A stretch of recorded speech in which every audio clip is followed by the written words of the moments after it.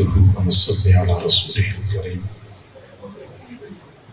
أما بعد فأعوذ بالله من الشيطان الرجيم. بسم الله الرحمن الرحيم. فإنها لا تعمى الأبصار ولكن تعمى القلوب التي في الصدور. صدق الله العظيم وبلغنا رسوله النبي الكريم ونحن على ذلك لمن الشاهدين والشاكرين والحمد لله رب العالمين. اللهم صل على سيدنا محمد وعلى آل سيدنا محمد وبارك وسلم. اللہ رب العزت نے اپنی قدرت کاملہ سے انسان کو پیدا فرمایا اور اپنی حکمت کاملہ سے انتہائی قیمتی اعضاء سے نوازا. انسان کا ہر عضو، ہر اندام اپنی جگہ پہ بے مثل اور بے مثال ہے. تاہم اللہ تعالیٰ نے انسان کے سینے میں گوشت کا ایک لوتھڑا فٹ کر دیا ہے جسے ہم دل کہتے ہیں. قدر و قیمت کے اعتبار سے تمام اعضاء پر فوقیت اور برتری رکھتا ہے، اور اس کی بنیادی وجہ یہ ہے کہ اس دل کی اصلاح اور فساد کے ساتھ پورے جسم کی اصلاح اور فساد وابستہ ہے. حضور صلی اللہ علیہ وسلم نے فرمایا: الا ان فی جسد بنی آدم لمضغہ. سنو، انسانی جسم میں گوشت کا ایک لوتھڑا ہے. اذا صلحت صلح الجسد کلہ. جب یہ ٹھیک ہو جاتا ہے تو پورا جسم ٹھیک ہو جاتا ہے. وَإِذَا فَسَدَتْ فَسَدَ الْجَسَدُ كُلُّهُ. جب یہ بگڑ جاتا ہے تو پورا جسم بگڑ جاتا ہے. الا وَهِيَ الْقَلْبُ. سنو، وہ انسان کا دل ہے. دل کے بگاڑ ہی سے بگڑتا ہے آدمی. دل کے بگاڑ ہی سے بگڑتا ہے آدمی. جس نے اسے سنوار لیا وہ سنور گیا. سبحان اللہ. دل بگڑ جاتا ہے تو آنکھوں کا دیکھنا بگڑ جاتا ہے، زبان کا بولنا بگڑ جاتا ہے، دل و دماغ کے خیالات بگڑ جاتے ہیں. دل سنور جاتا ہے تو پورا بندہ سنور جاتا ہے. اور میرے بھائیو، اللہ رب العزت کے ہاں کسی بھی بندے کی قدر و قیمت اور برتری اس کی شکل و صورت سے وابستہ نہیں، اس کے مال پیسے سے وابستہ نہیں، بلکہ کسی بندے کی فضیلت اور برتری کا دار و مدار اس کے دل پر ہے. حضور صلی اللہ علیہ وسلم نے فرمایا: ان اللہ لا ينظر الى صورکم. اللہ تعالیٰ نہیں دیکھتا تمہاری صورتوں کو، کون خوبصورت ہے، کون بدصورت ہے، کون گورا ہے، کون کالا ہے، ولا الی اموالکم، اللہ تعالیٰ نہیں دیکھتا تم میں سے کون مالدار ہے کون غریب ہے، ولکن ینظر الی قلوبکم، اللہ تعالیٰ تمہارے دلوں کو دیکھتا ہے، کس کا دل سنورا ہوا ہے اور کس کا دل بگڑا ہوا ہے۔ اللہ رب العزت کے ہاں بندے کے دل کو دیکھا جاتا ہے، دل بنا ہوا ہے یا نہیں بنا ہوا۔ اور یہ بھی ایک حقیقت ہے کہ قیامت کے دن کسی بھی بندے کی نجات کا تعلق اسی دل کے ساتھ ہے۔ قرآن عظیم الشان اس بات پہ گواہ ہے، یوم لا ينفع مال ولا بنون، قیامت کے دن نہ تو انسان کو مال نفع دے سکے گا، ولا بنون، نہ اولاد نفع دے سکے گی، الا من اتى اللہ بقلب سلیم، ہاں جو بندہ اللہ کے پاس صاف ستھرا سنورا ہوا دل لے کے آیا، یہ دل بندے کو نفع دے سکے گا۔ تو اللہ تعالیٰ کے ہاں بھی بندے کی نجات اور کامیابی کا تعلق اسی دل کے ساتھ ہے۔ حضرت امام شافعی رحمت اللہ علیہ وقت کے بڑے محدث اور فقیہ تھے، ایک حمام میں نہانے کے لیے تشریف لے گئے، سادہ کپڑے پہنے ہوئے تھے، پہچانے نہیں جاتے تھے کہ یہ اتنے بڑے عالم ہیں، چنانچہ حمام والے نے نہیں پہچانا، وہ دیکھ رہا تھا کوئی بندہ آیا ہوا ہے، کپڑے پھٹے پرانے ہیں، کوئی غریب بندہ لگتا ہے، پتہ نہیں اس کے پاس پیسے ہوں گے یا نہیں ہوں گے، لیکن چونکہ آیا ہے تو ویسے بھیجنا مناسب نہیں ہے۔ امام شافعی رحمت اللہ علیہ کو ایک ایسے حمام میں بھیجا جس میں پانی کا کوئی صاف اچھا انتظام نہیں تھا، صابن تولیہ بھی معقول نہیں تھا۔ امام شافعی رحمت اللہ علیہ حمام کے اندر گئے، حالات کا جائزہ لیا، حمام والے کی نیت کو سمجھ گئے، باہر تشریف لائے، اپنے غلام کو فرمایا کہ آپ کے پاس کتنے پیسے ہیں؟ غلام نے کہا میرے پاس 100 درہم ہیں۔ فرمایا یہ سارے کے سارے حمام والے کو دے دو۔ اس وقت نہانے کے لیے 1 درہم بھی کافی ہوتا تھا۔ امام شافعی رحمت اللہ علیہ نے 100 درہم دلوا دیے اور پھر آخر میں فرمایا کہ میں نے تیرے حمام میں نہانا بھی نہیں ہے۔ حمام والا حیران تھا، میرا تو خیال تھا کہ اس کے پاس 1 درہم بھی نہیں ہوگا، یہ مجھے 100 درہم بھی دلوا رہا ہے اور ساتھ کہہ رہا ہے کہ میں نے تیرے حمام میں نہانا بھی نہیں ہے۔ امام شافعی رحمت اللہ علیہ وہاں سے باہر تشریف لائے، سڑک کے کنارے کھڑے ہو گئے، 2 اشعار پڑھے انتہائی قیمتی۔ فرمایا علی ثیاب لو یباع جمیعها لکان بفلس والفلس منها اکثر۔ وہ حمام والے میرے جسم پر ایسے پھٹے پرانے کپڑے ہیں، اگر یہ سارے کے سارے بیچ دیے جائیں یہ 1 پیسے کے برابر ہو جائیں گے، بلکہ ممکن ہے کہ 1 پیسہ بھی اس سے زیادہ قیمتی ثابت ہو جائے۔ لیکن وہ حمام والے ان پھٹے پرانے کپڑوں کو نہ دیکھ، ان کپڑوں کے اندر ایک جان ہے، اگر تو پوری روئی زمین کی خاک چھانتا پھیرے گا تجھے ایسی جان کہیں بھی نہیں ملے۔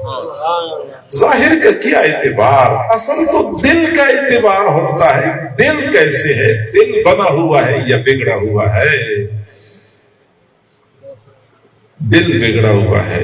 قریش جیسے اعلیٰ خاندان کا سردار ہے، مال پیسے کی کوئی کمی نہیں ہے، شکل و صورت اتنی اچھی، چہرہ آگ کے شعلے کی طرح چمکتا تھا، اس لیے تو اس کو ابو لہب کہتے تھے، لیکن دل بگڑا ہوا تھا۔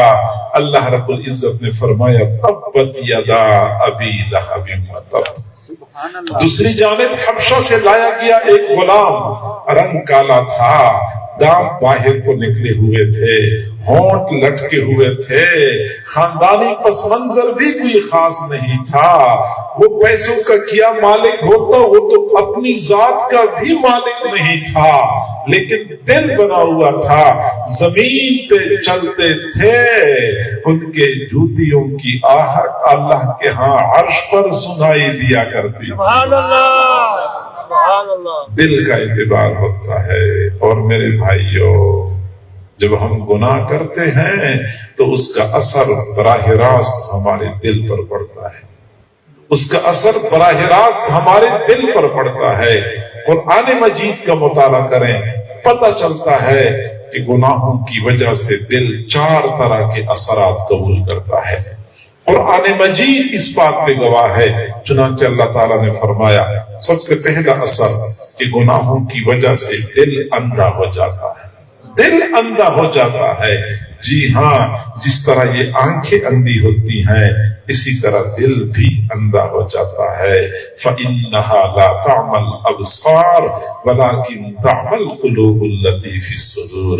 یہ آنکھیں اندھی نہیں ہوتی، دل اندھے ہو جاتے ہیں جو سینے میں ہوتے ہیں، دل بھی اندھا ہوتا ہے۔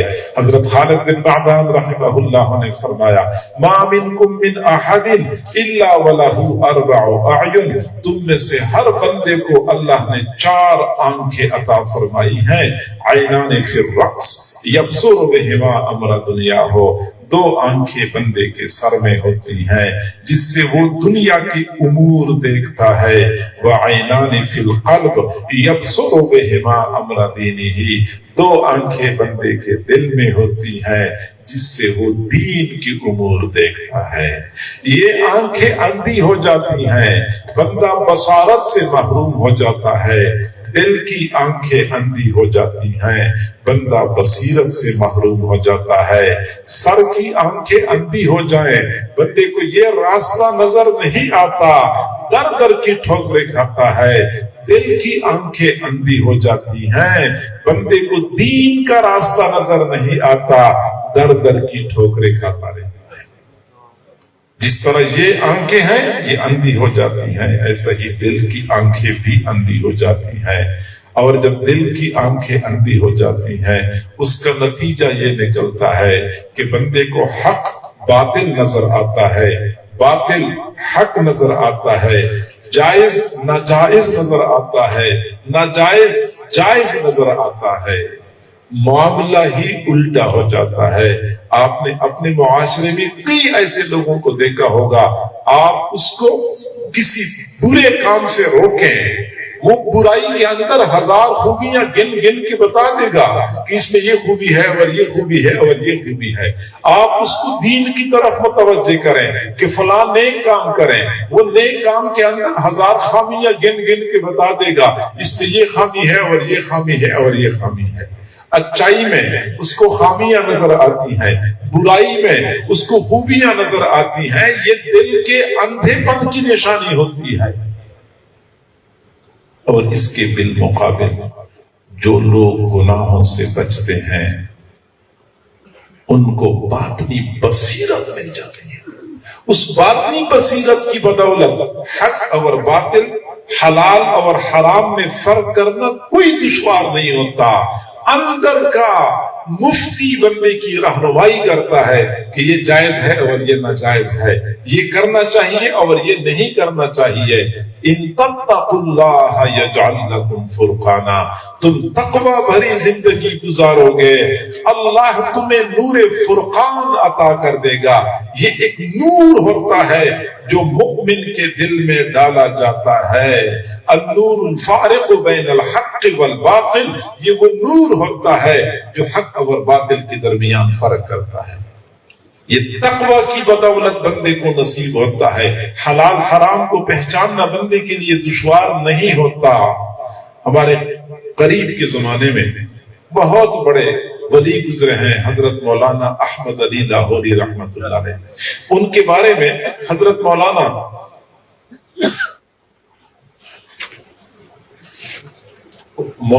محمد امین صفدر اوکاڑوی رحمۃ اللہ علیہ فرماتے ہیں کہ ہم اوکاڑا میں تھے تو ہمیں پتہ چلا تھا کہ لاہور میں حضرت لاہوری ہیں، لوگ دور دراز سے ان کے پاس آتے ہیں، ان سے دعا کرواتے ہیں، ان سے فیض حاصل کرتے ہیں۔ تو ہم چند دوست تھے، ہم نے بھی جانے کا ارادہ کر لیا کہ ہم بھی حضرت سے ملاقات کرتے ہیں، ان سے دعا کرواتے ہیں۔ لیکن جانے سے پہلے ہم نے آپس میں کہا کہ شہرت تو بڑی سنی ہے، پتہ تو کر لیں کہ واقعی اللہ والے ہیں بھی یا نہیں ہیں۔ اب یہ بات معلوم کرنے کے لیے کہ وہ اللہ والے ہیں یا نہیں ہیں، ہم نے ایک طریقہ اختیار کر لیا۔ ہمارے ایک ساتھی کے پاس سود کا 1 روپیہ تھا اور ہم نے 1 روپیہ حلال کا بھی انتظام کر لیا۔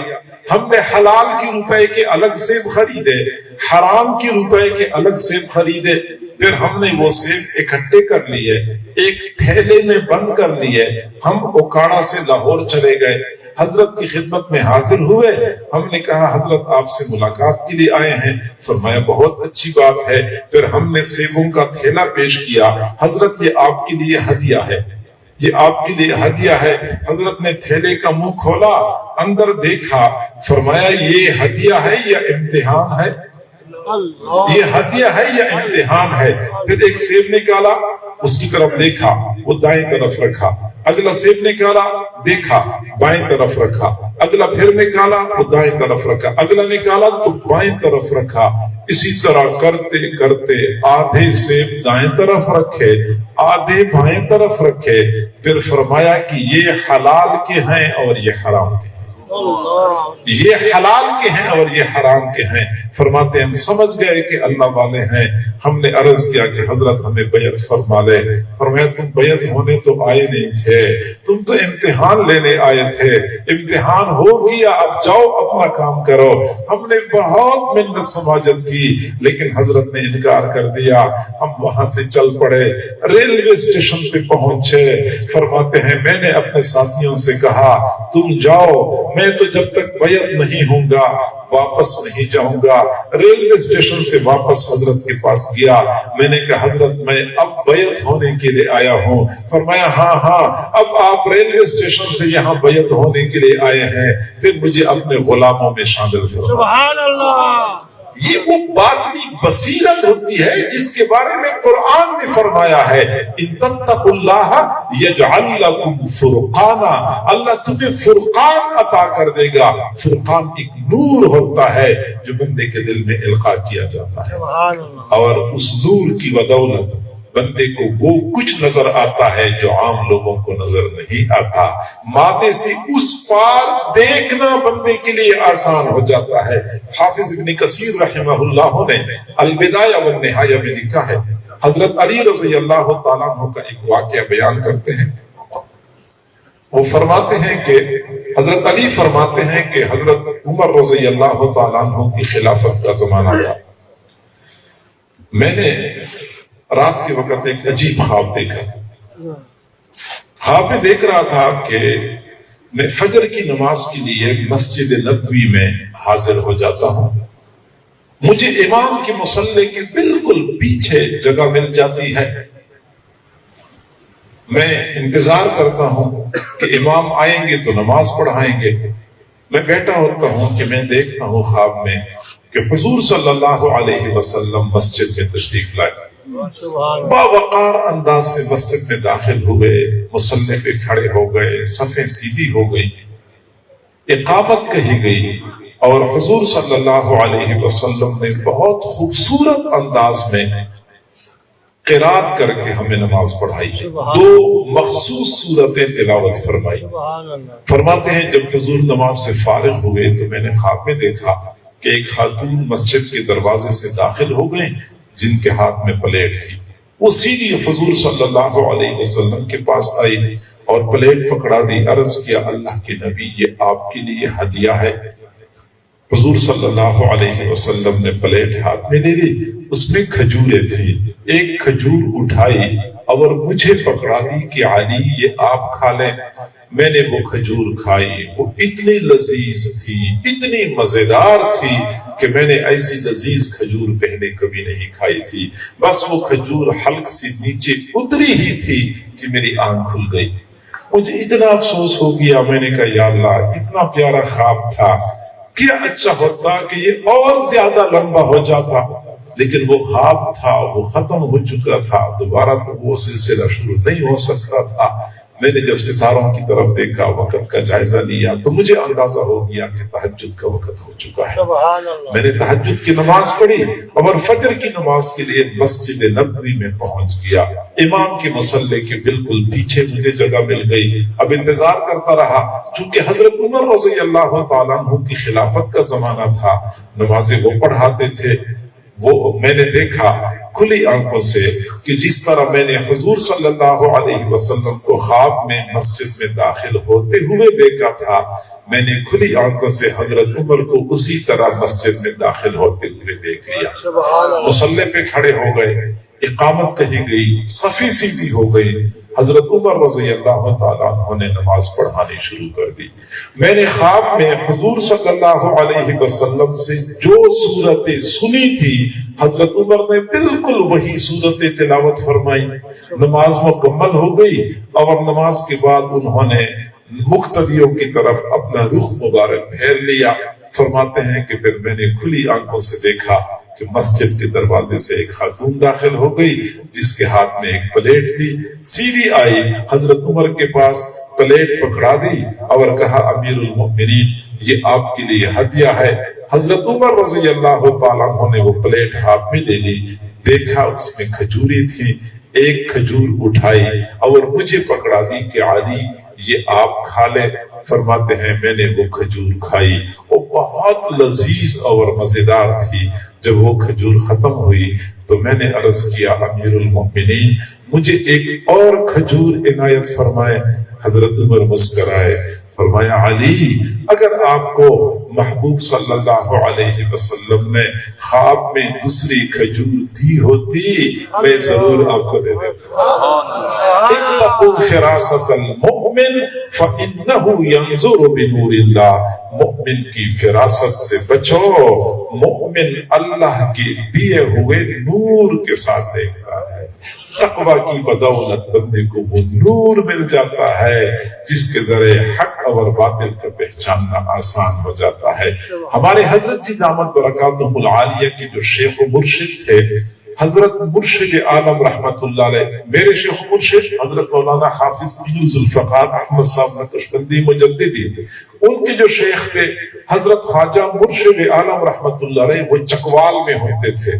جو ان کے شیخ تھے حضرت خواجہ عبد المالک صدیقی رحمت اللہ علیہ، وہ خانوال میں ہوتے تھے۔ توجہ سے بات سنیں، حضرت مرشد عالم رحمت اللہ علیہ جو میرے شیخ کی مرشد تھے، ان کے صاحبزادے نے یہ خود واقعہ بیان کیا کہ میرے والد صاحب کہیں تصوف اور سلوک کے سلسلے میں دوسرے شہر میں گئے ہوئے تھے، سفر پہ گئے تھے، تو جو میرے والد کے شیخ تھے حضرت خواجہ عبد المالک صدیقی رحمت اللہ علیہ، وہ ہمارے گھر تشریف لائے۔ جب وہ گھر آ گئے تو میرے والد تو تھے نہیں، تو خدمت کی ذمہ داری میری بنتی تھی۔ عصر سے پہلے کا وقت تھا، میں نے حضرت کو بٹھایا، حضرت نے وضو کر لیا اور عصر کی نماز کے لیے مسجد میں تشریف لے گئے۔ میں نے اپنی امی کو بتایا کہ امی حضرت تشریف لا چکے ہیں، ابو جی تو ہیں نہیں، تو کھانے پینے کا انتظام کرنا ہوگا۔ امی نے فوراً مجھے کہا کہ بیٹا فلاں فلاں چیزیں بازار سے لے آؤ تاکہ ہم کھانا تیار کر لیں۔ میں فوراً گیا، میں نے بازار سے چیزیں لے لی اور امی کے پاس میں نے پہنچا دی۔ عصر کے بعد حضرت نے مسجد میں مختصر بیان فرمایا، کچھ دیر ذکر اذکار مراقبہ کر لیا اور پھر مغرب کے انتظار میں بیٹھ گئے۔ فرماتے ہیں کہ مغرب کی نماز ہو گئی، مغرب کی نماز کے بعد حضرت نے کچھ دیر ذکر اذکار کر لیے، پھر اس کے بعد میرے ساتھ گھر تشریف لائے کہ ہم کھانا کھا لیتے ہیں۔ امی کو میں نے پہلے بھی کہا تھا کہ عشاء سے پہلے ہم نے کھانا کھانا ہوگا۔ جب ہم بیٹھک میں پہنچے تو امی نے ماشاءاللہ دسترخوان بھی لگایا ہوا تھا، کھانے کے برتن ڈونگے سب کچھ رکھے ہوئے تھے، اچھا صرف ہاتھ دھونا اور کھانا شروع کرنا باقی تھا۔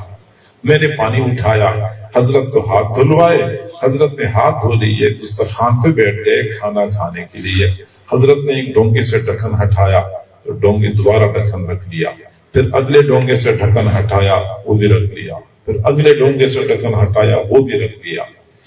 اب میں سوچنے لگا کہ حضرت کھانا نہیں کھا رہے، میری طرف دیکھا، بہت غصے میں تھے اور فرمایا کہ عبد الرحمن یہ تمہارے گھر میں سور کہاں سے آیا؟ کہ تمہارے گھر میں سور کہاں سے آیا ہے؟ فرماتے ہیں مجھے تو اپنے پاؤں کے نیچے سے زمین سرکتی ہوئی محسوس ہوئی۔ حضرت فرماتے ہیں سور کہاں سے آیا؟ میں بھاگا گیا امی کے پاس، میں نے کہا امی حضرت تو کھانا نہیں کھا رہے۔ فرماتے ہیں تمہارے گھر میں سور کہاں سے آیا؟ کیا مسئلہ ہے، کیا وجہ ہے؟ تو امی سر پکڑ کے بیٹھ گئی، کہنے لگی بیٹا غلطی تو میری ہے، آپ جو سامان لے کے آئے تھے پکوایا تو وہی سامان ہے، اصل بات یہ ہے کہ ہمارے پڑوس میں ایک خاتون ہے، اس نے مجھے بہت پہلے سے کہا تھا کہ میں بہت اچھے کھانے بنانا جانتی ہوں، جب اس دفعہ آپ کے حضرت تشریف لائیں گے تو کھانا میں بناؤں گی۔ آج میں نے ان کو بلایا تھا اور اصل میں وہ خاتون نماز نہیں پڑھتی، وہ نماز نہیں پڑھتی، وہ بے نمازی کے ہاتھ کا پکا ہوا کھانا جب سامنے آیا، حضرت جلال میں آ کے فرماتے ہیں تمہارے گھر میں سور کہاں سے آیا ہے؟ یہ باطنی بصیرت ہوتی ہے۔ قرآن پاک میں اللہ رب العزت نے فرمایا فَإِنَّهَا لَا تَعْمَى الْأَبْصَارُ وَلَكِنْ تَعْمَى الْقُلُوبُ الَّتِي فِي الصُّدُورِ۔ آنکھیں اندھی نہیں ہوتی، دل اندھے ہوتے ہیں جو سینے میں ہوتے ہیں۔ تو گناہوں کا پہلا اثر یہ کہ بندے کا دل اندھا ہو جاتا ہے، اس کا نتیجہ یہ نکلتا ہے کہ حق بندے کو باطل نظر آتا ہے اور باطل بندے کو حق نظر آتا ہے۔ ہمیں معاشرے میں کئی سارے ایسے لوگ دیکھنے کو ملتے ہیں۔ گناہوں کا دوسرا اثر جو بندے کے دل پہ پڑتا ہے وہ یہ کہ بندے کا دل سخت ہو جاتا ہے، پتھر بن جاتا ہے، بلکہ پتھر سے بھی زیادہ سخت بن جاتا ہے۔ قرآن مجید میں اللہ رب العزت نے فرمایا ثم قست قلوبکم من بعد ذلک، پھر تمہارے دل سخت ہو گئے، فہی کالحجارۃ او اشد قسوہ، یہ پتھروں کی طرح سخت ہو گئے بلکہ پتھروں سے بھی زیادہ سخت ہو گئے۔ وَإِنَّ مِنَ الْحِجَارَةِ لَمَا يَتَفَجَّرُ مِنْهُ الْأَنْهَارُ، اور بعض پتھر جب اللہ کے خوف سے پھٹ جاتے ہیں ان سے نہریں بہ پڑتی ہیں۔ وَإِنَّ مِنْهَا لَمَا يَشَّقَّقُ فَيَخْرُجُ مِنْهُ الْمَاءُ، بعض پتھر اللہ کے خوف سے پھٹ جاتے ہیں ان سے تھوڑا پانی بہ پڑتا ہے۔ وَإِنَّ مِنْهَا لَمَا يَهْبِطُ مِنْ خَشْيَةِ اللَّهِ، بعض پتھر اللہ کے خوف سے پہاڑ کی چوٹی سے گر پڑتے ہیں۔ کبھی سنا ہے پہاڑی تودا گر پڑا، پہاڑی چٹان گر پڑی؟ یہ بڑی بڑی چٹانیں کیوں گرتی ہیں؟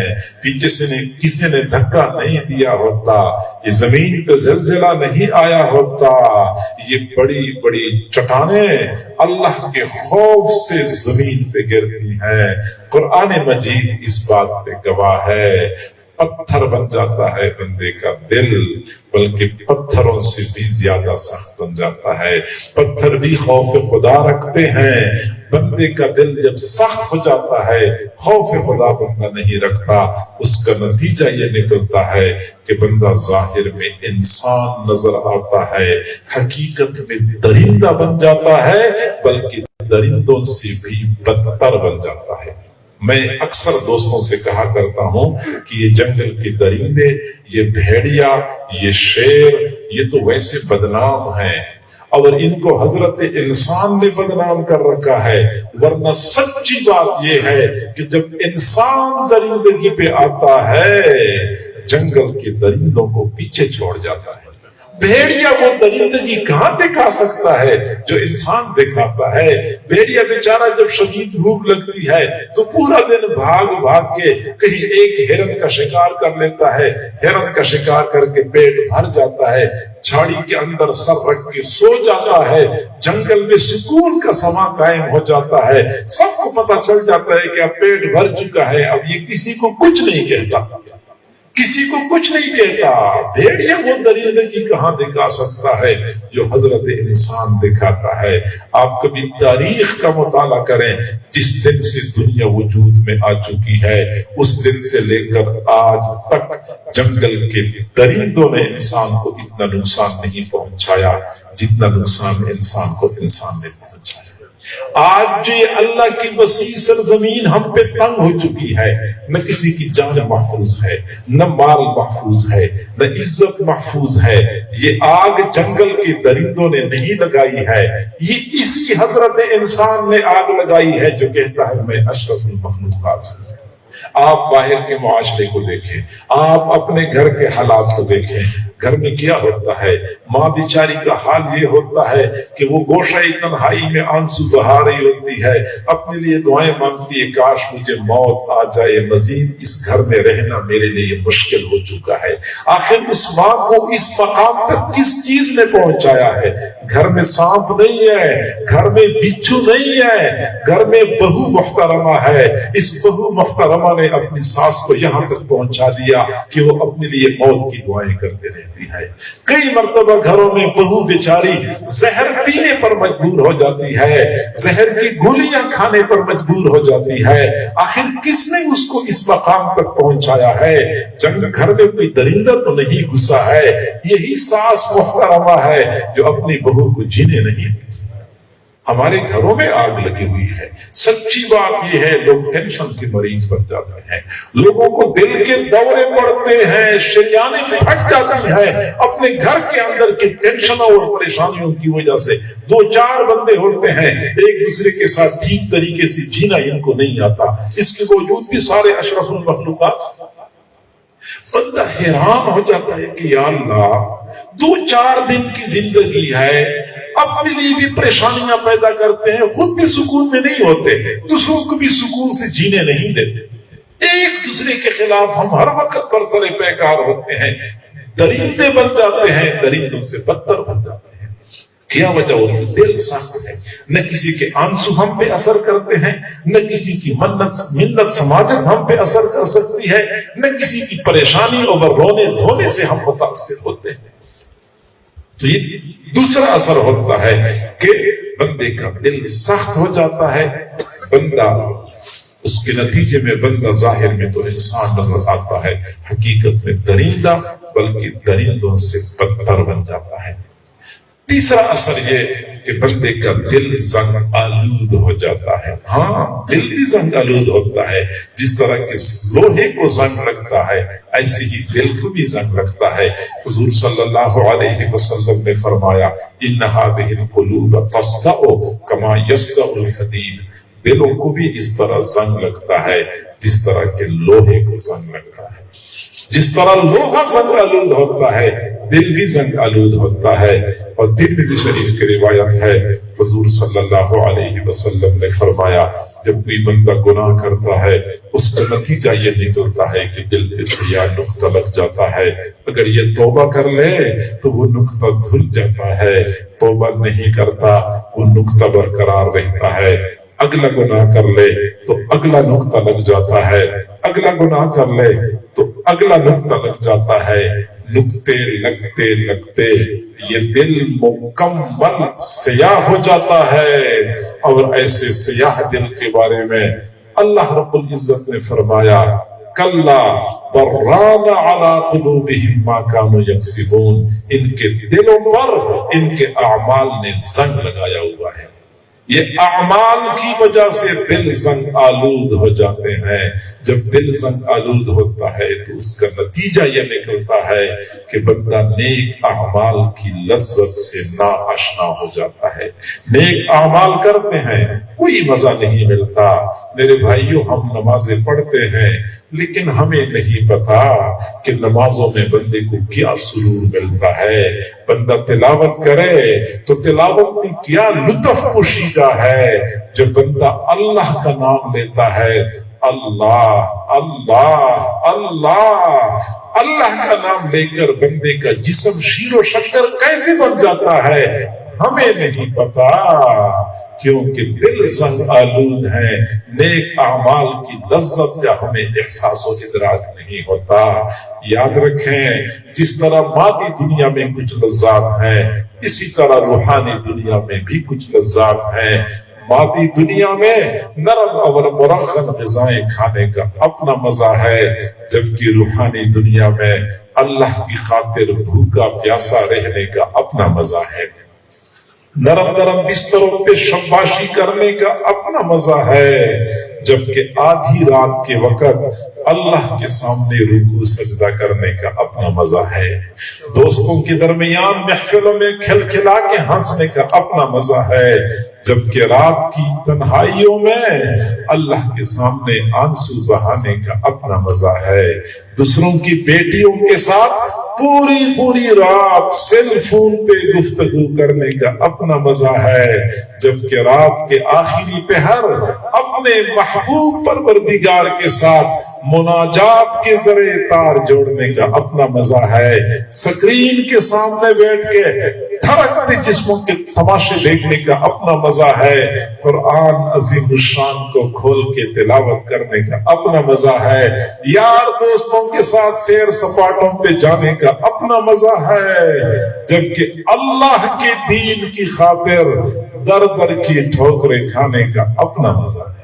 مادی دنیا کی اپنی لذات ہیں، روحانی دنیا کی اپنی لذات ہیں، افسوس سے کہنا پڑتا ہے کہ ہم روحانی دنیا کی لذات سے نا آشنا ہو چکے ہیں، دل زنگ آلود ہو جاتے ہیں، نیک اعمال کی لذت کا ہمیں پتہ نہیں چلتا۔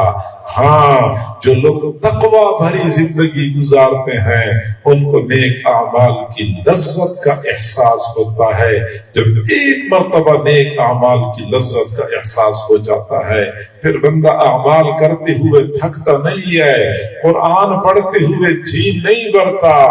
حضرت مسعود بن قدام رحمہ اللہ فرماتے ہیں، دخلت المسجد فرأيت رجلا يصلي، میں مسجد میں داخل ہوا، میں نے ایک آدمی کو دیکھا وہ نماز پڑھ رہا تھا، فاستحلیت قراءته، مجھے اس کی قراءت اچھی لگی، فاستمعت لقراءته، میں نے اس کی قراءت سننی شروع کر دی، وہ پڑھتا گیا میں سنتا گیا، وہ پڑھتا گیا میں سنتا گیا، حتی قرأ ثلث القرآن، اس نے 1/3 قرآن پڑھ لیا، میرا خیال تھا اب رکوع کرے گا، فلم یرکع، اس نے رکوع نہیں کیا، حتی قرأ النصف، آدھا قرآن پڑھ لیا، میرا خیال تھا اب رکوع کرے گا، رکوع نہیں کیا، حتی ختم القرآن کلہ فی رکعت واحدہ، انہوں نے پورا قرآن ایک رکعت میں ختم کر لیا، فلما انصرف، جب انہوں نے سلام پھیرا، فرأیتہ فاذا هو ابو حنیفہ، میں نے دیکھا وہ امام ابو حنیفہ رحمۃ سبحان اللہ۔ نہیں جی برتا نیک اعمال سے، ایک مرتبہ لذت کو محسوس ہو جائے۔ ہمارے لیے 5 نمازیں پڑھنا مشکل، اور جن کو نیک اعمال کی لذت ایک مرتبہ محسوس ہو جاتی ہے تو 5 نمازوں سے ان کا گزارا نہیں ہوتا، 5 نمازوں کے علاوہ اور نمازوں کی تلاش میں ہوتے ہیں، کبھی اشراق کا بہانہ بنایا، کبھی چاشت کا بہانہ بنایا، کبھی اوابین کا بہانہ بنایا، کبھی تہجد کے ذریعے اپنے من کو تسکین پہنچانے کی کوشش شروع کر دی، کیونکہ ان کو نیک اعمال کی لذت ان کو مجبور کر دی ہے۔ تو میرے بھائیو، یہ تیسرا اثر ہو گیا کہ دل زنگ آلود ہو جاتا ہے، اس کا نتیجہ یہ نکلتا ہے کہ بندہ نیک اعمال کی لذت سے ناآشنا ہو جاتا ہے۔ میں نے بتایا تھا 4 اثرات ہیں گناہوں کا۔ چوتھا اثر یہ کہ دل مہر زدہ ہو جاتا ہے، دل میں مہر لگ جاتی ہے۔ ختم اللہ علی قلوبہم، اللہ نے ان کے دلوں پر مہر لگا دی ہے۔ ایک اور مقام پہ فرمایا، ام علی قلوب اقفالها، بلکہ ان کے دلوں کو تالے لگ چکے ہیں۔ وقالوا قلوبنا غلف، انہوں نے کہا ہمارے دلوں پر غلاف چڑھ چکے ہیں۔ سب کا ایک ہی معنی ہے، دل پہ مہر لگ جاتی ہے، دل کو تالا لگ جاتا ہے، دل پہ غلاف چڑھ جاتا ہے، سب کا ایک ہی معنی ہے کہ اب اس دل میں حق بات نہیں جائے گی۔ تالا لگ گیا، تالا لگنے کے بعد اس دل میں حق بات نہیں جاتی، غلاف چڑھ گیا، اب اس کے اندر حق بات نہیں جائے گی۔ حق بات قبول کرنے سے دل معذور ہو جاتا ہے، نتیجہ یہ نکلتا ہے بندہ بیان میں بیٹھتا ہے، درس قرآن میں بیٹھتا ہے، اللہ والوں کی باتیں سنتا ہے، پورا گھنٹہ سننے کے بعد جب واپس لوٹ کے جاتا ہے جیسے آیا ہوتا ہے ویسے ہی واپس چلا جاتا ہے، کوئی اثر نہیں پڑتا، کوئی تبدیلی نہیں آتی۔ میرے بھائیوں، آپ کو شکوہ ہے کہ بولنے والوں کی زبان میں تاثیر نہیں رہی، میں مانتا ہوں بولنے والوں کی زبان میں تاثیر ختم ہو چکی ہے، لیکن ہمارا شکوہ ہے کہ سننے والوں کے دلوں کی دھرتی بنجر ہو چکی ہے، قبول کرنے کی صلاحیت ہی نہیں ہے۔ ہم بولتے ہیں، قبول کرنے کی صلاحیت ہی نہیں ہے۔ میں مانتا ہوں میری زبان ناپاک، میری بات کا آپ پہ اثر نہیں ہونا چاہیے، لیکن جب میں قرآن پڑھتا ہوں، قرآن تو وہی ہے جس نے آج سے 14 صدیاں پہلے انقلاب برپا کر دیا تھا، آخر وہ ہم پہ اثر کیوں نہیں کرتا؟ جب میں میرے محبوب کی احادیث سناتا ہوں تو وہ احادیث آپ کے اوپر اثر کیوں نہیں کرتی؟ حضرت مولانا سید عطا اللہ شاہ بخاری رحمت اللہ علیہ فرمایا کرتے تھے، وہ لوگوں، میں نے تمہیں اتنا قرآن سنایا، اتنا قرآن سنایا، میں کسی پتھر کو سنا دیتا، پتھر بھی نرم پڑ جاتا، تم پہ کوئی اثر نہیں ہوتا، معلوم نہیں تم کس مٹی کے بنے ہوئے ہو۔ سچی بات یہ ہے، دل کو تالا لگ جاتا ہے، حق بات جاتی ہی نہیں ہے، حق بات اثر ہی نہیں کرتی۔ تو یہ 4 طرح کے اثرات پڑتے ہیں، قرآن مجید اس بات پر گواہ ہے۔ بندے کا دل اندھا ہو جاتا ہے، اس کا نتیجہ یہ نکلتا ہے کہ بندے کو حق باطل، باطل حق نظر آتا ہے۔ آپ کو معاشرے میں کئی سارے ایسے لوگ نظر آئیں گے کہ کھلا کھلا باطل ہوتا ہے، لیکن یہ ایسے اندھے ہو کہ اس کی پیروی کر رہے ہوتے ہیں، سمجھانے والے سمجھاتے سمجھاتے تھک جاتے ہیں، لیکن کسی کی بات سمجھ نہیں آتی۔ حقیقت میں دل کے اندھے پن کی نشانی ہوتی ہے۔ دوسری بات یہ کہ دل سخت ہو جاتا ہے، اس کا نتیجہ یہ نکلتا ہے کہ انسان ظاہر میں انسان ہوتا ہے، حقیقت میں درندہ بن جاتا ہے، بلکہ درندوں سے پتھر بن جاتا ہے۔ تیسرا یہ کہ دل زنگ آلود ہو جاتا ہے، نتیجہ یہ نکلتا ہے کہ بندہ نیک اعمال کرتا ہے، لیکن نیک اعمال کی لذت سے بندہ ناآشنا ہو جاتا ہے۔ چوتھا یہ کہ دل مہر زدہ ہو جاتا ہے، اس کا نتیجہ یہ نکلتا ہے کہ بندے کے دل میں حق بات نہیں اترتی۔ اب ہم نے اپنے دلوں میں جھانک کے دیکھنا ہے، اپنے گریبان میں جھانک کے دیکھنا ہے، اپنے دلوں کا جائزہ لینا ہے کہ یہ اثرات میرے دل میں تو نہیں ہیں۔ اگر میرے دل میں اس طرح کی کوئی اثرات ہیں تو مجھے اپنے دل کے لیے فکر مند ہونے کی ضرورت ہے۔ پھر اس زنگ آلود دل کو چمکانے کی ضرورت ہے، اس سخت دل کو نرمانی کی ضرورت ہے، اور اس ٹھنڈے دل کو اللہ کی محبت سے گرمانے کی ضرورت ہے۔ پھر اس دل پر محنت کی ضرورت ہے۔ میرے بھائیوں، ہم نے دلوں پر محنت کرنا چھوڑ دی ہے، حالانکہ دل ہی اصل محتاج ہے کہ ہم اس پہ محنت کریں۔ آپ نے کبھی دیکھا ہے آپ کے اپنے محلے میں، اڑوس پڑوس میں، کہ ایک گھر کے لوگ اپنے گھر سے کوڑا اٹھا لیتے ہیں، دوسرے گھر کی دیوار کے پاس ڈال دیتے ہیں، اس گھر والے لوگ باہر نکلتے ہیں، لڑائیاں شروع ہو جاتی ہیں کہ آپ نے ہمارے گھر کی دیوار کے پاس کوڑا کیوں ڈال دیا ہے۔ گویا کہ ہم ظاہر کی صفائی کا تو اتنا اہتمام کرتے ہیں کہ ہمارے گھر سے باہر ہماری دیوار کے قریب بھی اگر کوئی بندہ کوڑا ڈالے تو ہم لڑائی شروع کر دیتے ہیں۔ ایک طرف تو ہم اتنے صفائی پسند ہیں، دوسری طرف ہم نے اپنے دل کو کوڑا دان بنایا ہوا ہے۔ تکبر اسی دل میں ہے، حسد اسی دل میں ہے، غیر اللہ کی محبت اسی دل میں ہے، کینہ اسی دل میں ہے، بغض اسی دل میں ہے۔ تمام تر گند، تمام تر آلائشیں ہم نے اپنے دل کے اندر جمع کر رکھی ہیں۔ ہمیں کیوں احساس نہیں ہوتا کہ ہم نے اس دل کو بھی صاف کرنا ہے، اس دل کی اصلاح کی بھی ہم نے کوشش کرنی ہے۔ کبھی آپ نے غور کیا ہے انسان اپنے ظاہر کو سجانے کے لیے اور ظاہر کو بنانے کی کتنی کوشش کرتا ہے؟ انسان کی حالت یہ ہے کہ انسانی جسم میں سب سے کم قیمت جز انسان کے بال ہیں۔ لوگ کہتے ہیں میں تو اس کو بال کے برابر بھی نہیں سمجھتا، اس کی تو بال کے برابر بھی قیمت نہیں ہے، وہ تو میرا ایک بال بھی بیکا نہیں کر سکا۔ یعنی بال کو سب سے کم قیمت سمجھا جاتا ہے، لیکن آج صورتحال یہ بنی ہوئی ہے کہ انسان نے بالوں پر محنت شروع کر رکھی ہے۔ چنانچہ انسانیت کا ایک بہت بڑا طبقہ، بڑے ماہر डॉक्टर, इंजीनियर दिन रात एक करके इस बात पे मेहनत कर रहे हैं, तजर्बे कर रहे हैं कि बालों को 5 फुट तक लंबा कैसे किया जा सकता है, बालों को गिरने से कैसे बचाया जा सकता है, बालों को नरम और मुलायम कैसे रखा जा सकता है, बालों को सफेद होने से कैसे रोका जा सकता है। वो बालों पर मेहनत हो रही है। डॉक्टर भी लगे हुए हैं, केमिकल इंजीनियर भी लगे हुए हैं, बड़ी बड़ी फैक्ट्रियां, ये शैम्पू बन रहे हैं, ये नहाने वाले साबुन बन रहे हैं, ये बालों के लिए लोशन बन रहे हैं, बाल लंबे हो जाएं, बाल बड़े हो जाएं, बाल काले हो जाएं, बाल सख्त हो जाएं, बाल मजबूत हो जाएं, ये इसी पे हम लगे हुए हैं।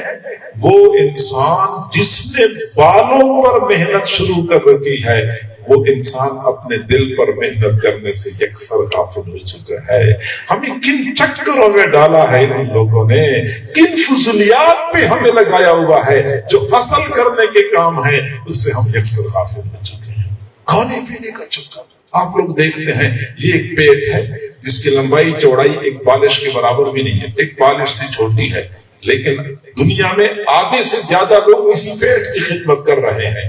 ये खेतों में जो कुछ होता है, ये सब्जियां पैदा होती हैं, गल्ले पैदा होते हैं, फल पैदा होते हैं, इसी पेट की खिदमत हो रही है। सब्जी मंडी में क्या हो रहा है, गल्ले मंडी में क्या हो रहा है, और फ्रूट मंडी में क्या हो रहा है, पेट की खिदमत हो रही है। ये फूड फैक्ट्री है, ये मशरूबात की फैक्ट्री है, ये फलाद फैक्ट्री है, ये क्या हो रहा है, ये पेट की खिदमत हो रही है। आप रेस्टोरेंट देखें, आप चाय के होटल देखें, आप बिस्कुटों की फैक्ट्री देखें, जहां पेट की खिदमत हो रही है, आप हैरान हो जाएंगे कि इस पेट की खिदमत के लिए हमने कहां से फार्मूले इंपोर्ट कर लिए। ये कहते ये काबुली पुलाव है, ये ढाका चिकन है, ये चाइनीज चावल है, ये इटालियन पिज्जा है, ये रशियन सलाद है, ये दिल्ली कौरमा है। वो कहां से हमने फार्मूले इंपोर्ट कर लिए पेट की खिदमत के लिए।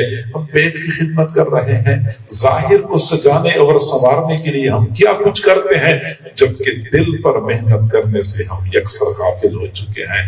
हमारे घरों में माएं बहनें बेटियां रोजाना लगी होती हैं, ये फर्श की धुलाई हो रही है, ये फर्नीचर की सफाई हो रही है, ये दरवाजों को झाड़ के साफ किया जा रहा है। चंद दिनों के बाद बेडशीट की तब्दीली, फिर पर्दों की धुलाई हो रही होती है, पूरे घर को चमका के रखती है, साफ सुथरा रखती है, लेकिन अपने दिल की सफाई के लिए रोजाना आधा घंटा फारिग करना इनके लिए मुश्किल हो जाता है।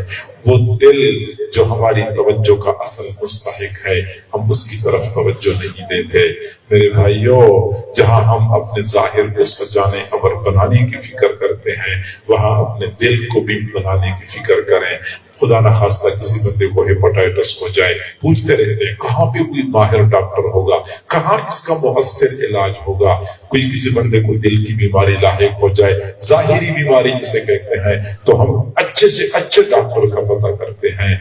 ऐसी ही दिल को बातनी बीमारियां भी लग जाती हैं। तकब्बुर है, हसद है, कीना है, बुग़्ज़ है, गैरुल्लाह की मोहब्बत है। अगर ये बीमारियां हमारे दिलों में हैं, तो इन बीमारियों की शिफा के लिए हमें किसी अल्लाह वाले की तरफ रुजू करना होगा।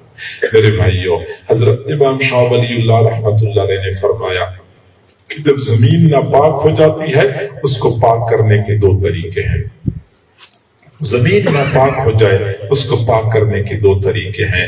एक तो ये कि जमीन के ऊपर बारिश बरसे, इस कसरत से बारिश बरसे कि बारिश का पानी नजासत को बहा के ले जाए, जमीन पाक हो जाएगी। दूसरा ये कि जमीन के ऊपर सूरज की शुआएं पड़े, इस शिद्दत की शुआएं पड़े कि सूरज की शुआएं नजासत को जला के खत्म कर दें, जमीन पाक हो जाएगी। तो जिस तरह जमीन को पाक करने के 2 तरीके हैं, इसी तरह जब दिल की धरती नापाक हो जाती है, उसको भी पाक करने के 2 तरीके हैं। एक तो ये कि बंदा जिक्र करे, कसरत से जिक्र करे। जिक्र से अनवारात की बारिश जब दिल पे बरसती है, दिल के ऊपर से मेल को चेल साफ हो जाती है, दिल साफ सुथरा चमकदार हो जाता है। लिकुल्लि शैइन सिक़ालतुन व सिक़ालतुल क़ुलूबि ज़िक्रुल्लाह। हर चीज को चमकाने की एक पालिश होती है, और दिलों को चमकाने की पालिश अल्लाह की याद है। दिलों को चमकाने की पालिश अल्लाह की याद है। ایک تو یہ طریقہ ہے، دوسرا یہ کہ جس طرح سورج کی شعاعیں پڑتی ہیں تو زمین پاک ہو جاتی ہے، اسی طرح اللہ والوں کی نگاہوں کی شعاعیں اگر کسی دل پہ پڑتی ہے تو دل پاک صاف ہو جاتا ہے۔ یہ اللہ والوں کی نگاہوں میں ایسی تاثیر ہوتی ہے کہ لمحوں میں بندے کے دل میں انقلاب برپا کر دیتے ہیں، زندگیاں بدل جاتی ہیں۔ حضور صلی اللہ علیہ وسلم نے فرمایا العین حق، آنکھ کی تاثیر حق ہے، آنکھ اپنا اثر کرتی ہے۔ جی ہاں، اللہ جس طرح پوری نظر لگ جاتی ہے، ایک آدمی کے دل میں حسد ہوتا ہے، اس کی نظر لگ جاتی ہے، بڑے پر بڑا بیمار ہو گیا، چھوٹے پر نظر لگی چھوٹا بیمار ہو گیا، جانور کو نظر لگی تو جانور بیمار ہو گیا۔ تو جس طرح برے آدمی کی بری نظر لگ جاتی ہے، اسی طرح اچھے آدمی کی اچھی نظر لگ جاتی ہے، اور اچھے نظر کا پھر اثر یہ ہوتا ہے کہ بندے میں اچھی تبدیلی آتی ہے۔ صحیح بخاری شریف میں ایک محدث کا تذکرہ کثرت سے ملتا ہے۔ امام شعبہ رحمۃ اللہ علیہ ایک جگہ پہ حدیث کا درس دیا کرتے تھے۔ ایک دن حدیث کا درس سے فارغ ہو کر وہ گھوڑے پہ سوار ہو کے اپنے گھر کی طرف جا رہے تھے، راستے میں ایک ڈاکو سامنے آیا، ڈاکو کو شرارت سوجھی، آگے بڑھ کے حضرت کے گھوڑے کی لگام کو پکڑا اور کہنے لگا تو لوگوں کو حدیثیں سناتا ہے، آج مجھے بھی کوئی حدیث سنانی ہوگی۔ حضرت نے سوچا یہ گستاخی بھی اتر آیا ہے، یہ بے ادبی کر رہا ہے، میں اس کے ساتھ کیا الجھوں، میں سائیڈ پہ ہو جاتا ہوں۔ حضرت نے سائیڈ پہ ہونے کی کوشش کی، لیکن اس ڈاکو نے گھوڑے کی لگام کو تھاما ہوا تھا اور حضرت کو نہیں جانے دے رہا تھا۔ آخر کار حضرت کو جلال آیا، جلال کے عالم میں متصل سند کے ساتھ ایک حدیث بیان کر لی، حدثنی فلاں قال حدثنی فلاں عن عبداللہ بن مسعود رضی اللہ تعالی عنہ قال قال رسول اللہ صلی اللہ علیہ وسلم اذا لم تستحی فاصنع ما شئت۔ حضور صلی اللہ علیہ وسلم نے فرمایا جب آپ کے اندر سے حیا ختم ہو جائے پھر جو جی چاہے تو کر لے۔ مقصد یہ تھا کہ حیا ختم ہو چکی ہے، جو تو ایسی حرکتیں کر رہا ہے۔ ایک اللہ والے کی زبان سے نکلے ہوئے الفاظ تھے جو تیر کی طرح اس ڈاکو کے دل میں پیوست ہو گئے، اس کے دل پہ چوٹ لگی، میں اتنا برا آدمی ہوں، پہلے عام لوگوں کو پریشان کرتا رہا، اب میں نے اللہ والوں کو پریشان کرنا شروع کر دیا۔ احساس ہو گیا، ڈاکو نے حضرت سے معافی مانگی، نہ صرف یہ کہ معافی مانگی بلکہ وہی ڈاکو امام شعبہ کے شاگرد بن گئے، نہ صرف یہ کہ امام شعبہ کے شاگرد بنے بلکہ وہی ڈاکو بعد میں امام بخاری کے استاد بن گئے۔ محدثین کی دنیا میں اس ڈاکو کو عبداللہ بن مسلمہ کے نام سے یاد کیا جاتا ہے۔ آپ کھولیں بخاری شریف، جا بجا آپ کو ملے گا۔ امام بخاری فرماتے ہیں حدثنی عبداللہ بن مسلمہ، مجھے میرے استاد عبداللہ بن مسلمہ نے حدیث بیان کی ہے۔ حدثنی عبداللہ بن مسلمہ، مجھے میرے استاد عبداللہ بن مسلمہ نے حدیث بیان کی ہے۔ جی ہاں، اللہ والوں کی نظر پڑتی ہے تو ڈاکو محدث بن جاتے ہیں، رہزن رہبر بن جاتے ہیں، جو دوسروں کے خون کے پیاسے ہوتے ہیں، دوسروں پر جان نچھاور کرنے والے بن جاتے ہیں۔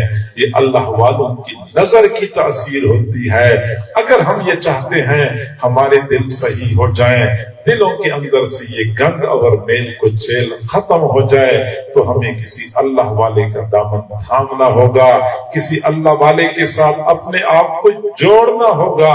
یقیناً اللہ والوں کی صحبت کی بدولت ہمارے دلوں میں انقلاب آ جائے گا۔ اللہ تعالی ہم سب کو سمجھنے اور عمل کرنے کی توفیق عطا فرمائے۔ وآخر دعوانا ان الحمد للہ رب العالمین۔ سبحان اللہ۔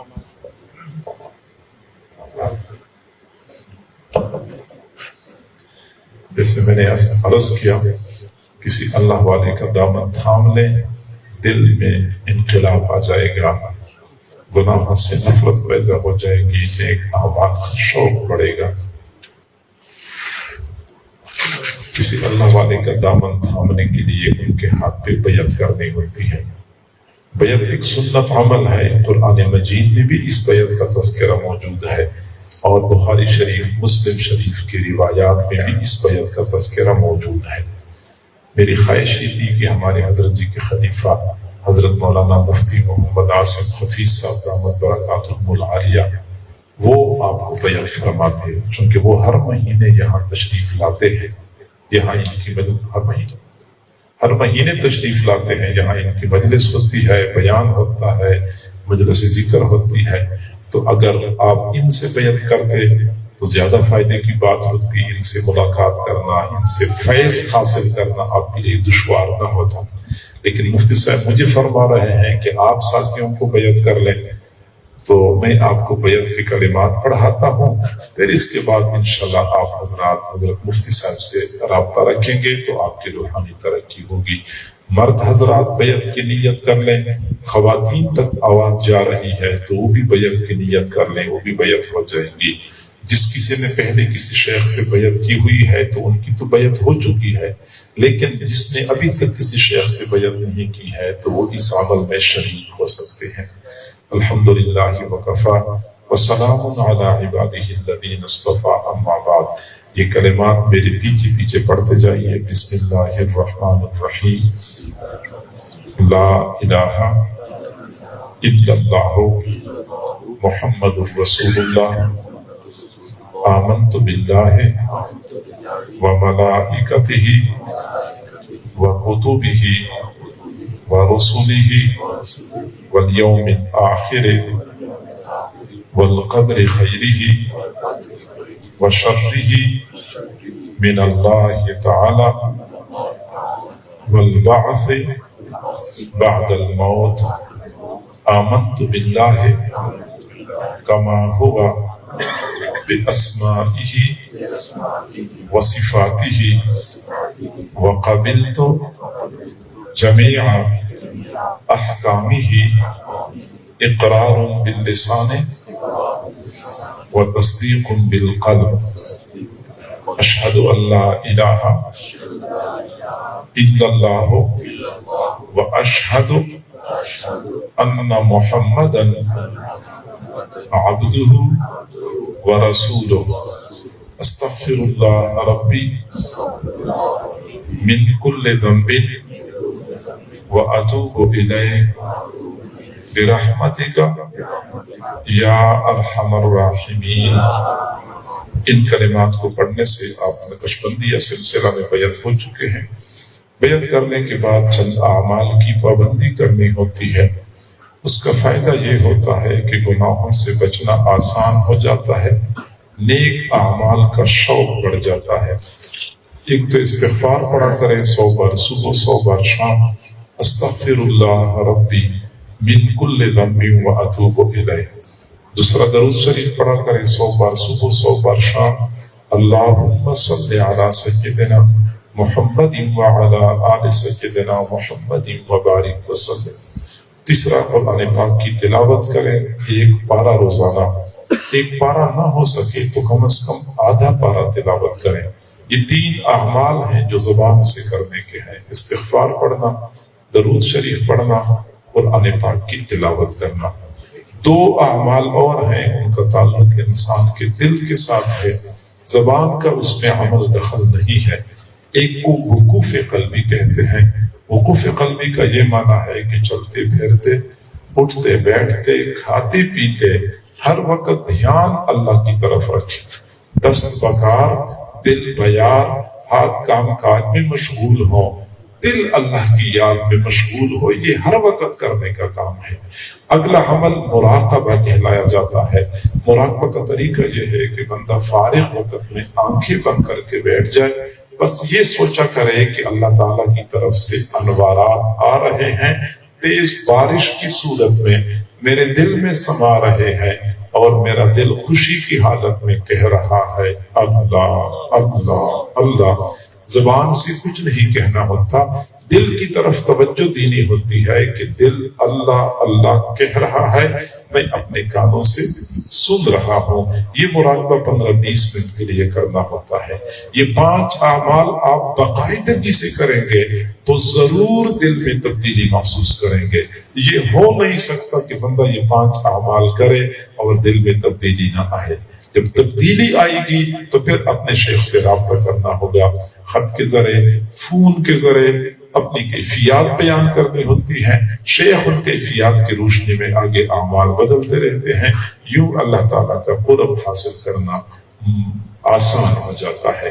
مجھ سے رابطہ کرنا آپ حضرات کے لیے دشوار ہوگا، تو میں تو آپ کو یہی مشورہ دیتا ہوں کہ حضرت مولانا مفتی محمد عاصم حفیظ صاحب دامت برکاتہم العالیہ وہ ہر مہینے تشریف لاتے ہیں۔ کہاں پر؟ یہیں پہ آتے ہیں۔ کس دن آتے ہیں؟ انگریزی مہینے کی پہلی اتوار کو، مغرب کے بعد، عشاء کے بعد، انگریزی مہینے کی پہلی اتوار کو عشاء کے بعد مفتی صاحب کا یہاں پہ پروگرام ہوتا ہے، بیان ہوتا ہے، ختم خواجگان ہوتا ہے، مجلس ذکر ہوتی ہے، پھر اس کے بعد دعا کر کے ساتھیوں کو فارغ کرتے ہیں۔ یہ ہمارے پروگرام ہوتے ایسے ہیں کہ مختصر ہوتے ہیں۔ آج تو ویسے یہ پروگرام قدرے لمبا ہو گیا، ورنہ عام طور پہ یہ پروگرام گھنٹہ 1.5 گھنٹہ میں سمٹ جاتے ہیں۔ یہ بہت لمبے چوڑے پروگرام نہیں ہوتے۔ آپ ہر مہینے یہاں تشریف لایا کریں، یقین کریں آپ ایسی تبدیلی محسوس کریں گے کہ آپ خود حیران ہوں گے کہ میرے اندر یہ نیکی تقویٰ کا جذبہ کہاں سے آ رہا ہے۔ وہ گناہ جو سال ہر سال سے بندہ چھوڑنے کی کوشش کرتا ہے نہیں چھوڑ سکتا، اللہ والوں کے ساتھ تعلق کی بدولت بندے کے لیے ان گناہوں کا چھوڑنا آسان ہو جاتا ہے۔ تو ہر انگریزی مہینے کی پہلی اتوار کو عشاء کے بعد یہاں بھی یہ پروگرام ہوتا ہے۔ مفتی صاحب ہیں اب تو الحمدللہ آپ کے قریب کے اس میں شہروں میں کئی سارے خلفاء حضرت جی کے ہیں۔ مفتی صاحب چونکہ منچن آباد کے ہیں، منچن آباد میں ہمارے حضرت جی کے ایک اور خلیفہ بھی ہیں، حضرت مولانا انعام الحق صاحب، ہمارے حضرت جی کے مدرسے معہد الفقیر کے فاضل ہیں۔ میرے ساتھ بائیں جانب حضرت مولانا مفتی محمد منصور صاحب ہیں، یہ حاصل پور سے ہیں، یہ بھی ہمارے معہد الفقیر کے پڑے ہوئے ہیں اور یہ بھی حضرت جی کے خلیفہ ہیں۔ تو یہ آپ کے قریب کے شہروں میں اتنے بڑے بڑے خلفاء موجود ہیں۔ ان حضرات سے آپ رابطہ رکھیں گے تو انشاءاللہ فائدہ ہوگا، دل کی دنیا میں تبدیلی آئے گی۔ جزاکم اللہ جزاء حسنا۔ دعا کریں گے، لیکن دعا سے پہلے تھوڑی دیر کے لیے ہم مراقبہ کر لیتے ہیں۔ مراقبہ کی وجہ سے اللہ کی رحمتی اترتی ہے، دعاؤں کی قبولیت کے امکانات بڑھ جاتے ہیں۔ تو لہٰذا تھوڑی دیر کے لیے ہم مراقبہ کریں گے، پھر اس کے بعد ہم دعا کریں گے۔ جیسے کہ پہلے طریقہ بتا دیا تو مراقبہ کرنے کا، تمام حضرات اپنی آنکھوں کو بند کر لیں، اپنے سروں کو جھکا لیں، بس یہ تصور کریں کہ اللہ تعالیٰ کی طرف سے انوارات آ رہے ہیں میرے دل میں، اور میرا دل کہہ رہا ہے اللہ اللہ اللہ۔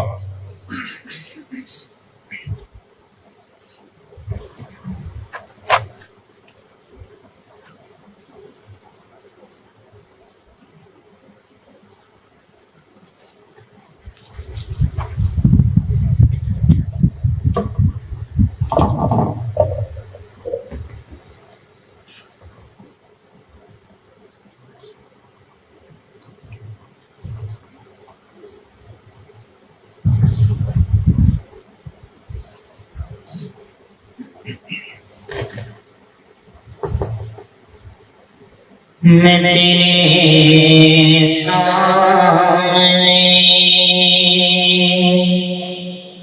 جھک رہا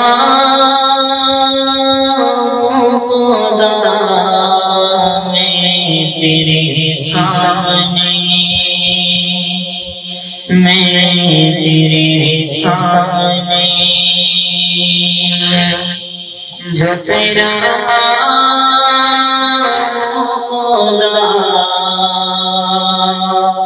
میرا کوئی نہیں اللہ تیرے سوا، میں تیرے سامنے، میں تیرے سامنے، میں گناہگار ہوں،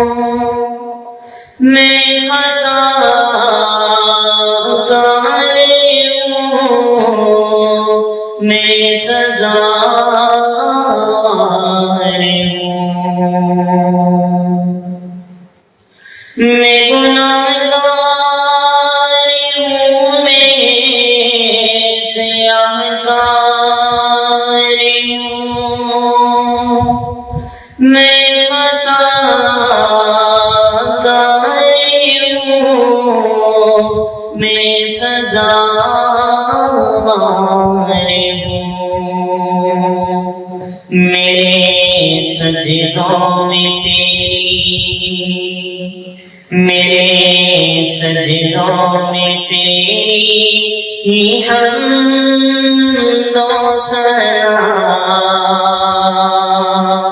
میرا کوئی نہیں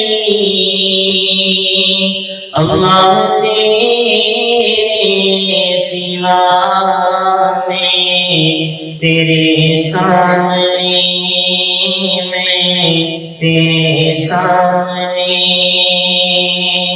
جھک رہا خدا، میرا کوئی نہیں اللہ تیرے سوا میں، تیرے سامنے میں، تیرے سامنے میری توبہ ہے توبہ ہے میرے الہ، مجھے گناہگار کو تو نہ دینا سزا، میری توبہ ہے توبہ ہے میرے الہ، مجھے گناہگار سے تو نہ ہونا خفا، میری آہوں کو سن، میری آہوں کو سن لے اے حاجت روا، میرا کوئی نہیں اللہ تیرے سوا میں، تیرے سامنے میں، تیرے سامنے جھک رہا خدا، میرا کوئی نہیں اللہ تیرے سوا میں، تیرے سامنے میں تو وفار ہوں، تو نے خود ہی کہا نہیں نہ کوئی نہیں ہے شہباز کا، میں تو وفار ہوں، تو نے خود ہی کہا نہیں نہ کوئی نہیں اس گناہگار کا، بخشے دوں گا میں تجھ کو، بخشے دوں گا میں تجھ کو، یہ ہے وعدہ تیرا، بخشے دوں گا میں تجھ کو، بخش دے گا ہمیں یہ وعدہ تیرا، بخش دے گا ہمیں یہ وعدہ تیرا،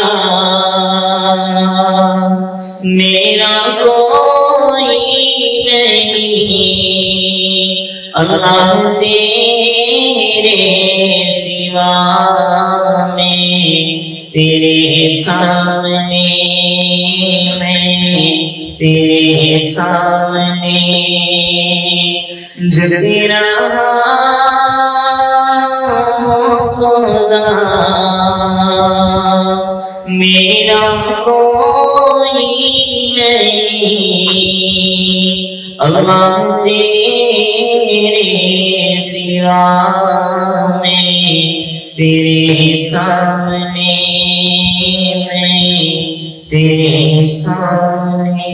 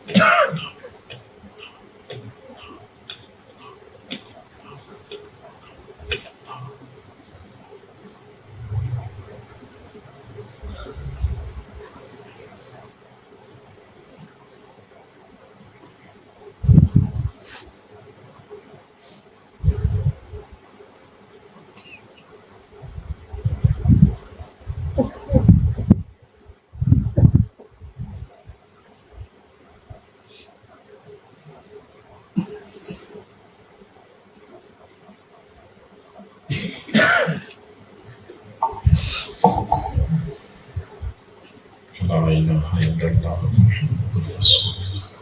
دعا کر لیجیے۔ الحمدللہ رب العالمین والعاقبۃ للمتقین والصلاۃ والسلام علی رسولہ محمد وآلہ واصحابہ اجمعین۔ کریم پروردگار، ہم تیرے عاجز و مسکین بندے ہیں، تیرے سامنے دست دعا ہے۔ اللہ ہماری مسکنت پہ ترس کھا دیجیے،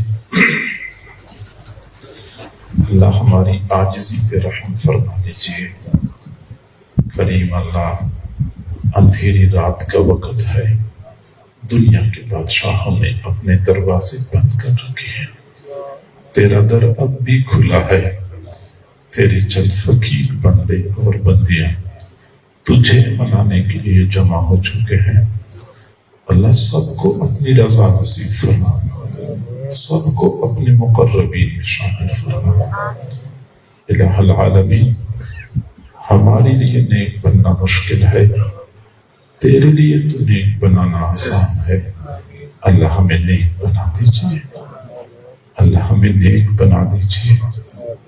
الہ العالمین، ہماری نگاہوں کو پاک صاف فرما، دل و دماغ کے خیالات کو درست فرما۔ کریم اللہ، عرصہ گزر گیا، ہم تجھے پانے کی کوشش کر رہے ہیں، لیکن ابھی تک اپنے آپ کو تجھ سے دور محسوس کر رہے ہیں۔ اے اللہ، ہم ایک قدم آگے بڑھاتے ہیں، شیطان ہمیں 2 قدم پیچھے دھکیل دیتا ہے۔ شیطان ظالم نے ہمیں تھکا دیا ہے۔ کریم اللہ، یہ سلسلہ کب تک چلتا رہے گا؟ مزید تو ہمیں اپنا قرب نصیب فرما، اپنی محبت، اپنی معرفت نصیب فرما۔ پیارے اللہ، ہمیں اچھی طرح پتا ہے تجھے ہماری کوئی ضرورت نہیں ہے، تو بے نیاز ہے، لیکن ہم کیا کریں؟ ہمارا تیرے بغیر گزارا نہیں ہے۔ پیارے اللہ، کہاں چلے جائیں؟ کس کا دروازہ کھٹکھٹائیں؟ اس اندھیری رات میں ہم کس کے سامنے ہاتھ پھیلائیں؟ اے اللہ، تیرے در پہ آئے ہیں، خالی ہاتھ نہیں جانا چاہتے، خالی ہاتھ نہ لوٹا دینا، خالی ہاتھ نہ لوٹا دینا۔ کریم اللہ، آج تو جی چاہتا ہے کہ تجھے منانے کے لیے ہم زمین پہ لوٹ پوٹ ہو جائیں۔ پیارے اللہ، راضی ہو جائیے، تو ہم سے ناراض ہے، تو پوری قوم سے ناراض ہے، تو پوری امت سے ناراض ہو چکا ہے۔ روزانہ صبح کو طلوع ہونے والا سورج ہمارے لیے نئی ذلت اور پریشانی کا پیغام لے کے طلوع ہوتا ہے۔ الہی، مزید بس کر دیجئے، ناراضگی ختم کر دیجئے، ہم سے مزید تیری ناراضگی برداشت نہیں ہوتی۔ الہ العالمین، کوئی تجھ سے کار کوٹھی مانگتا ہوگا، کوئی بینک بیلنس مانگتا ہوگا، اللہ ہم تیری رضا کے طلبگار ہیں، اپنی رضا نصیب فرما۔ اللہ اگر تو ہم سے راضی ہوا، ابھی دنیا میں کچھ بھی نہ ملا پھر بھی سب کچھ مل گیا، اور اگر تو ناراض ہوا تو سب کچھ ملنے کے باوجود کچھ بھی نہ ملا، اپنی رضا نصیب فرما۔ جتنے حضرات موجود ہیں، یہ خواتین موجود ہیں، سب کے دلوں میں اپنی محبت کا ایک قطرہ ٹپکا دیجئے، سب کو اپنا دیوانہ بنا دیجئے، غیر سے بیگانہ بنا دیجئے۔ الہی، اتنے بندے اندھیری رات میں کسی دنیا دار کے دروازے پہ چلے جاتے، وہ بھی خالی ہاتھ نہ لوٹاتا۔ تو زمین و آسمان کے خزانوں کا مالک ہے، ہمیں خالی ہاتھ نہ لوٹا دینا۔ دنیا میں ہم نے دیکھا ہے مزدورات جہاں چل کے جاتی ہیں، لوگ قتل کے مقدمے بھی معاف کر دیتے ہیں۔ دنیا والے بہنوں کا لحاظ کرتے ہیں، بیٹیوں کا لحاظ کرتے ہیں۔ الہی تو بھی لحاظ فرما دیجئے، ماں بہنوں بیٹیوں کو معاف کر دیجئے، ان کی وجہ سے ہمیں بھی معاف کر دیجئے۔ پیارے اللہ، ہمیں مانگنا نہیں آتا، بن مانگے عطا فرما۔ اللہ، ہم وہ الفاظ کہاں سے لائیں جس کی وجہ سے تیری رحمتوں کو جوش آ جائے؟ ہم وہ لب و لہجہ کہاں سے لائیں جس پہ تجھے ترس آ جائے؟ مانگنا نہیں آتا، پیارے اللہ، بن مانگے عطا فرما، بن مانگے عطا فرما۔ کریم اللہ، اے رحیم اللہ، اے حنان و منان پروردگار، اتنے لوگ موجود ہیں، کسی ایک کے اٹھے ہوئے ہاتھ تو آپ کو پسند آ جائیں گے۔ اللہ، اسی ایک کی وجہ سے ہم سب کی دعاؤں کو قبول فرما دیجیے۔ کریم پروردگار، اے رحیم پروردگار، ہمیں اچھی طرح پتا ہے ہمیں دینے سے تیرے خزانوں میں کوئی کمی نہیں آئے گی۔ اللہ بھی عطا فرما دیجیے، لا خزانوں کے دروازے کھول دیجیے، خالی جھولیاں بھر دیجیے، ٹوٹے ہوئے ہاتھوں کی لاج رکھ لیجیے۔ کریم اللہ، جتنے حضرات موجود ہیں، یہ خواتین موجود ہیں، ہم فقیروں کے پاس دینے کے لیے دعائیں ہیں، تیرے پاس دینے کے لیے وسیع خزانے ہیں، ان کو اپنے وسیع خزانوں سے مالا مال فرما، وہ سب کچھ عطا فرما جو ان کی چاہت ہے یا ان کی ضرورت ہے۔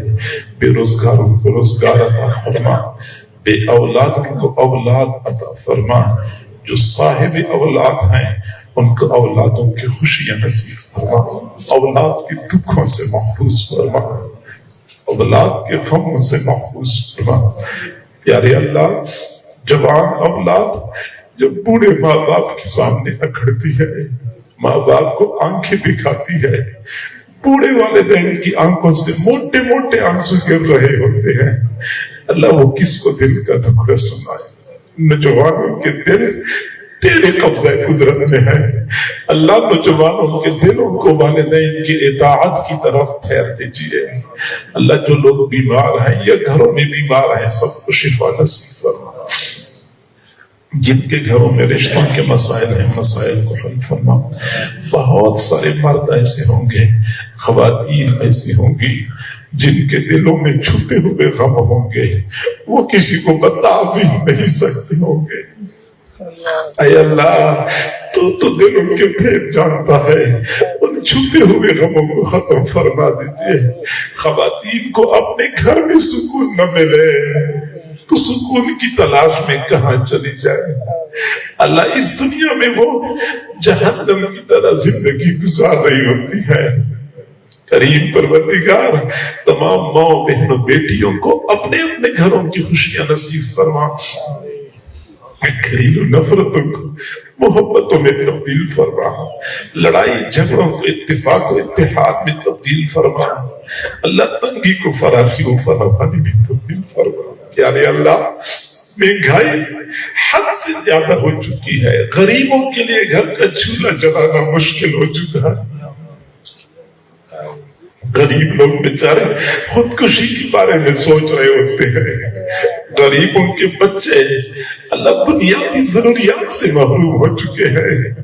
الہی مزید تو غریبوں کے حال پہ ترس کھا لیجیے، مہنگائی کو ارزانی میں تبدیل کر دیجیے۔ عیاشیاں امیر و مرا کرتے ہیں اور تنگی و تندرستی کا شکار غریب و روا ہوتے ہیں۔ یارے اللہ غریبوں کے حال پہ ترس کھا لیجیے، اللہ مہنگائی کو ارزانی میں تبدیل فرما، تنگی کو فراخی و فراوانی میں تبدیل فرما۔ یارے اللہ جن کے والدین عزیز و اقارب فوت ہو چکے ہیں ان کی مغفرت فرما، جن کے گھروں میں رشتوں کے مسائل ہیں مسائل کو حل فرما۔ ہمارے جن احباب نے اس پروگرام کا انعقاد کیا ہے، اس کے لیے کوششیں کی ہے، بھاگ دوڑ کی ہے، اللہ ان تمام حضرات کو اپنی شان کے مطابق اجر اور بدلہ عطا فرما، دنیا اور آخرت کی بلائیاں نصیب فرما، تمام نیک تمناؤں کو پورا فرما، مسجد کو نیک نمازیوں کے ساتھ آباد فرما، مسجد کا انتظام و انصرام سنبھالنے والے، امامت و خطابت کرنے والے، تعاون کرنے والے تمام حضرات کو اپنے مقربین میں شامل فرما، ہماری ان دعاؤں کو اپنی رحمت سے قبول و منظور فرما۔ وصلی اللہ تعالی علی خیر خلقہ محمد و آلہ و اصحابہ اجمعین، آمین برحمتک یا ارحم الراحمین۔ تمام